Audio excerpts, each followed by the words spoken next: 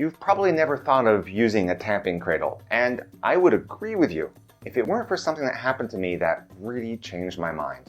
A few years ago, I was showing somebody how to tamp when the portafilter slipped and my wrist went smashing into the table.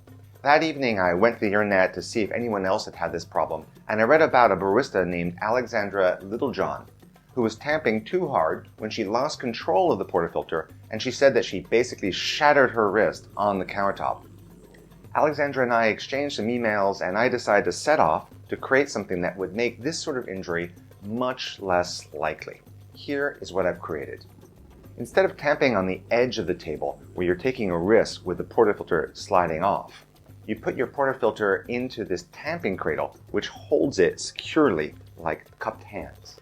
The tamping cradle that I've made works with both bottomless and spouted portafilters.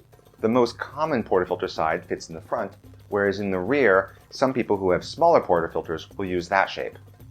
One of the reasons that Alexandra hurt herself was because she was tamping too hard. So part of the solution to avoiding this injury is our calibrated tamper, which is set to 25 pounds of pressure, so you're sure not to use more pressure than you absolutely need.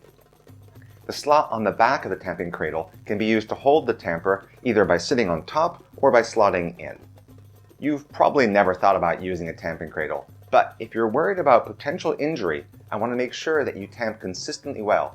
I hope you'll consider my little invention and give it a try.